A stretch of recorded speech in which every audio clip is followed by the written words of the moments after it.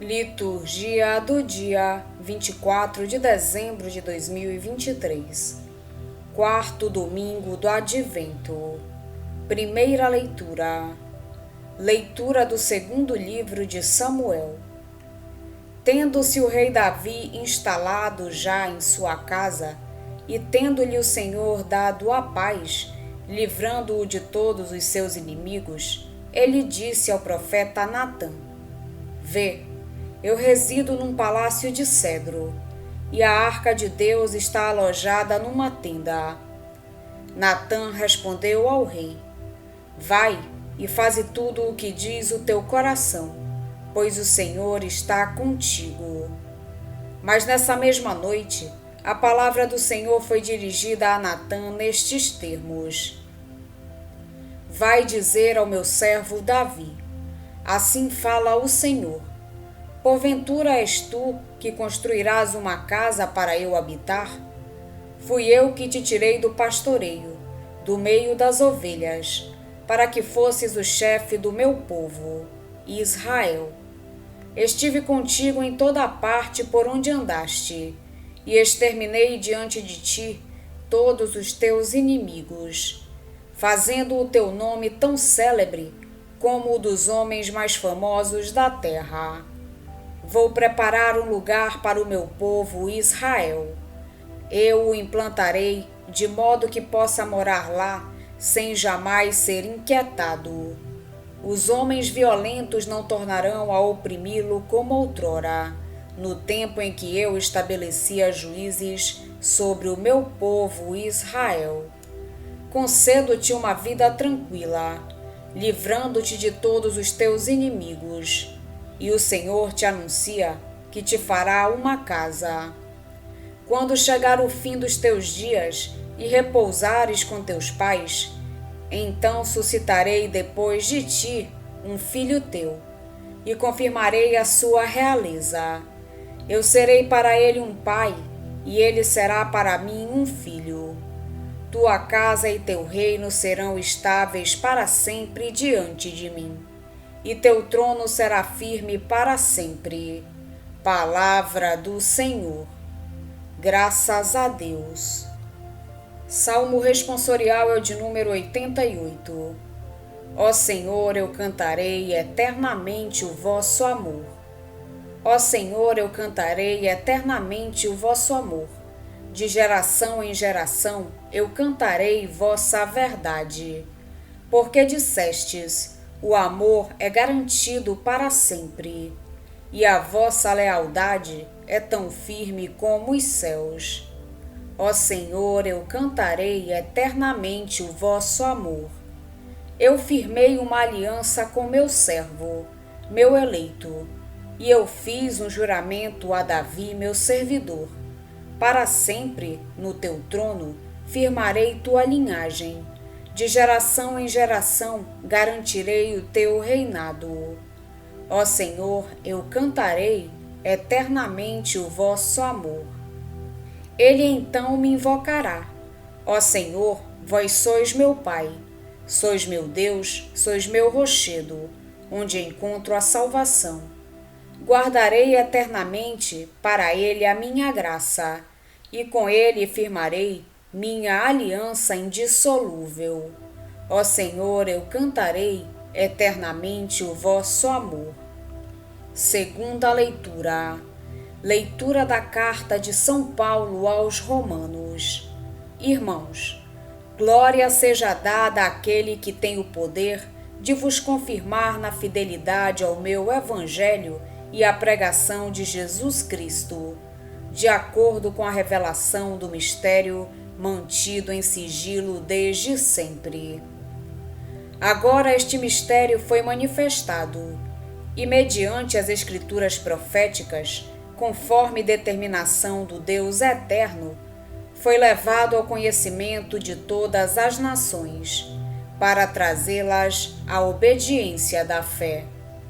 A Ele, o único Deus, o sábio, por meio de Jesus Cristo, a glória pelos séculos dos séculos. Amém. Palavra do Senhor. Graças a Deus. Evangelho de Jesus Cristo, segundo São Lucas. Naquele tempo, o anjo Gabriel foi enviado por Deus a uma cidade da Galileia chamada Nazaré, a uma virgem prometida em casamento a um homem chamado José. Ele era descendente de Davi, e o nome da virgem era Maria. O anjo entrou onde ela estava e disse: Alegra-te, cheia de graça, o Senhor está contigo. Maria ficou perturbada com essas palavras e começou a pensar qual seria o significado da saudação. O anjo então disse-lhe: Não tenhas medo, Maria, porque encontraste graça diante de Deus. Eis que conceberás e darás à luz um filho, a quem porás o nome de Jesus. Ele será grande, será chamado Filho do Altíssimo, e o Senhor Deus lhe dará o trono de seu pai Davi. Ele reinará para sempre sobre os descendentes de Jacó, e o seu reino não terá fim. Maria perguntou ao anjo: Como acontecerá isso, se eu não conheço homem algum? O anjo respondeu: O Espírito virá sobre ti, e o poder do Altíssimo te cobrirá com sua sombra. Por isso, o menino que vai nascer será chamado Santo, Filho de Deus. Também Isabel, tua parenta, concebeu um filho na velhice. Este já é o 6º mês daquela que era considerada estéril, porque para Deus nada é impossível. Maria então disse: Eis aqui a serva do Senhor, faça-se em mim segundo a tua palavra. E o anjo retirou-se. Palavra da salvação. Glória a vós, Senhor. Neste último domingo do Advento, a liturgia coloca-nos uma vez mais frente a frente com o projeto de salvação que Deus tem para oferecer a todos os seus filhos e filhas. Esse projeto, anunciado já no Antigo Testamento, torna-se uma realidade concreta, tangível e plena com a encarnação de Jesus. A primeira leitura apresenta a promessa de Deus a Davi. Deus anuncia, pela boca do profeta Natã, que nunca abandonará o seu povo, nem desistirá de o conduzir pelos caminhos da história. A promessa de Deus irá concretizar-se num filho de Davi, através do qual Deus oferecerá ao seu povo a estabilidade, a segurança, a paz, a abundância, a fecundidade, a felicidade sem fim. A segunda leitura chama ao projeto de salvação, preparado por Deus desde sempre, o mistério, e garante que em Jesus esse projeto se manifestou a todos os povos, a fim de que a humanidade inteira integre a família de Deus. O Evangelho refere-se ao momento em que Jesus encarna na história dos homens, a fim de lhes trazer a salvação e a vida definitivas, e mostra como a concretização do projeto de Deus só é possível quando os homens e as mulheres que Ele chama estão disponíveis para dizer sim, acolher Jesus e apresentá-lo ao mundo. Com respeito ao Evangelho, o texto de Lucas que nos é proposto nesse 4º domingo do Advento pertence ao chamado Evangelho da Infância.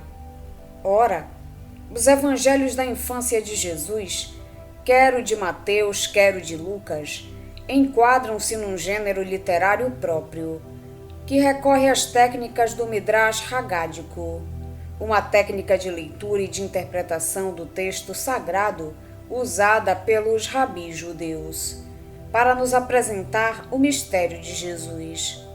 A preocupação dos evangelistas que nos legaram os evangelhos da infância não é apresentar um relato factual dos acontecimentos dos primeiros anos de Jesus, mas sim oferecer às suas comunidades uma catequese que proclame determinadas realidades salvíficas, que Jesus é o Messias, que ele vem de Deus, que ele é o Deus conosco. Com recurso a tipologias, correspondência entre certos fatos e pessoas do Antigo Testamento e outros fatos e pessoas do Novo Testamento, há manifestações apocalípticas, anjos, aparições, sonhos e a outros recursos literários. Mateus e Lucas tecem as suas catequeses sobre Jesus, o Filho de Deus que veio ao encontro dos homens. O evangelho que nos é hoje proposto deve ser entendido a essa luz e neste enquadramento. A cena situa-nos numa aldeia da Galileia, chamada Nazaré. A Galileia, região a norte da Palestina, à volta do lago de Tiberíades, era considerada pelos judeus uma terra longínqua e estranha, em permanente contato com as populações pagãs e onde se praticava uma religião heterodoxa, influenciada pelos costumes e pelas tradições pagãs. Daí a convicção dos mestres judeus de Jerusalém de que da Galileia não pode vir nada de bom.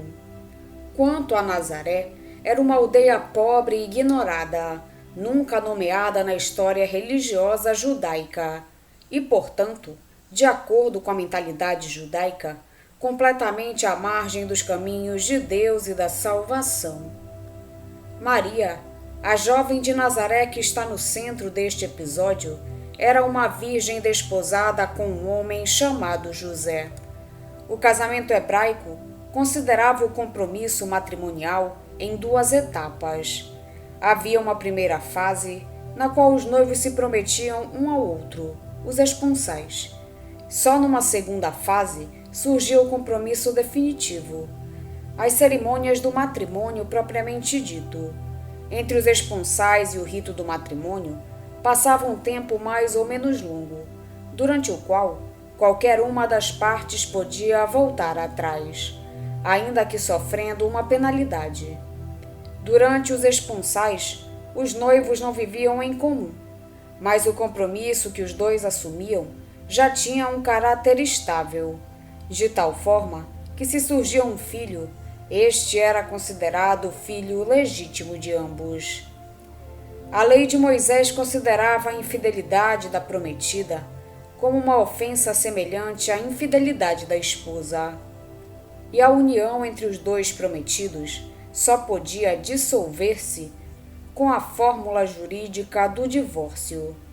José e Maria estavam, portanto, na situação de prometidos. Ainda não tinham celebrado o matrimônio, mas já tinham celebrado os esponsais. Depois da apresentação do ambiente do quadro, Lucas apresenta o diálogo entre Maria e o anjo. A conversa começa com a saudação do anjo. Na boca deste são colocados termos e expressões com ressonância veterotestamentária, ligados a contextos de eleição, de vocação e de missão. Assim, o termo ave, em grego kaire, com que o anjo se dirige a Maria, é mais do que uma saudação. É o eco dos anúncios de salvação à filha de Sião, uma figura fraca e delicada que personifica o povo de Israel, em cuja fraqueza se apresenta e representa essa salvação oferecida por Deus, e que Israel deve testemunhar diante dos outros povos. A expressão cheia de graça significa que Maria é objeto da predileção e do amor de Deus. A outra expressão, o Senhor está contigo, é uma expressão que aparece com frequência ligada aos relatos de vocação do Antigo Testamento. Vocação de Moisés, vocação de Gedeão, vocação de Jeremias, e que serve para assegurar ao chamado a assistência de Deus na missão que lhe é pedida. Estamos, portanto, diante do relato da vocação de Maria. A visita do anjo destina-se a apresentar à jovem de Nazaré uma proposta de Deus. Essa proposta vai exigir uma resposta clara de Maria. Qual é então o papel proposto a Maria no projeto de Deus? A Maria, Deus propõe que aceite ser a mãe de um filho especial. Desse filho, diz-se em primeiro lugar que ele se chamará Jesus, nome que significa Deus salva. Além disso, esse filho é apresentado pelo anjo como filho do Altíssimo, que herdará o trono de seu pai Davi, e cujo reinado não terá fim. As palavras do anjo levam-nos a 2 Samuel 7 e a promessa feita por Deus ao rei Davi através das palavras do profeta Natã. Esse filho é descrito nos mesmos termos em que a teologia de Israel descrevia o Messias libertador. O que é proposto a Maria é, pois, que ela aceite ser a mãe desse Messias que Israel esperava, o libertador enviado por Deus ao seu povo para lhe oferecer a vida e a salvação definitivas. Como é que Maria responde ao projeto de Deus? A resposta de Maria começa com uma objeção. A objeção faz sempre parte dos relatos de vocação do Antigo Testamento. É uma reação natural de um chamado, assustado com a perspectiva do compromisso com algo que o ultrapassa, mas é sobretudo uma forma de evidenciar a grandeza e o poder de Deus que, apesar da fragilidade das limitações dos chamados, faz deles instrumentos da sua salvação no meio dos homens e do mundo. Diante da objeção, o anjo garante a Maria que o Espírito Santo virá sobre ela e a cobrirá com a sua sombra. Este Espírito é o mesmo que foi derramado sobre os juízes, Oteniel, Gedeão, Jefté, Sansão, sobre os reis, Saul, Davi, sobre os profetas, Maria, a profetisa irmã de Arão, os anciãos de Israel, Ezequiel, o trito Isaías, a fim de que eles pudessem ser uma presença eficaz da salvação de Deus no meio do mundo. A sombra ou nuvem leva-nos também à coluna de nuvem, que acompanhava a caminhada do povo de Deus em marcha pelo deserto, indicando o caminho para a terra prometida da liberdade e da vida nova. O mesmo Deus que outrora acompanhou o seu povo ao longo do caminho pelo deserto vai estar com Maria e, através dela, fazer-se presente no caminho dos homens para os conduzir à salvação. O relato termina com a resposta final de Maria: Eis a serva do Senhor, faça-se em mim segundo a tua palavra. Afirmar-se como serva significa, mais do que humildade, reconhecer que se é um eleito de Deus e aceitar essa eleição, com tudo o que ela implica. No Antigo Testamento, ser servo do Senhor é um título de glória, reservado àqueles que Deus escolheu, que Ele reservou para o seu serviço e que Ele enviou ao mundo com uma missão. Essa designação aparece, por exemplo, no Deutero Isaías, em referência à figura enigmática do servo de Yahvé. Desta forma, Maria reconhece que Deus a escolheu, aceita com disponibilidade essa escolha e manifesta sua disposição de cumprir com fidelidade o projeto de Deus. Vamos pedir a Deus que nos auxilie no dia de hoje para que possamos permanecer na sua santa vontade. Pedimos também a intercessão da Virgem Maria e de todos os anjos e santos de Deus. Pai nosso que estais nos céus, santificado seja o vosso nome. Venha a nós o vosso reino, seja feita a vossa vontade, assim na terra como no céu. O pão nosso de cada dia nos dai hoje. Perdoai-nos as nossas ofensas, assim como nós perdoamos a quem nos tem ofendido. E não nos deixeis cair em tentação, mas livrai-nos do mal. Amém. Oração. Apressai-vos e não tardeis, Senhor Jesus, para que a vossa chegada renove as forças dos que confiam em vosso amor. Vós que sois Deus com o Pai, na unidade do Espírito Santo. Amém. Estivemos reunidos em nome do Pai, do Filho e do Espírito Santo. Amém. Tenham todos um abençoado domingo. Fiquem na santa paz de Jesus. Se inscrevam no canal, deixem seu like e compartilhem essa mensagem com seus amigos. Um grande abraço e até o próximo vídeo.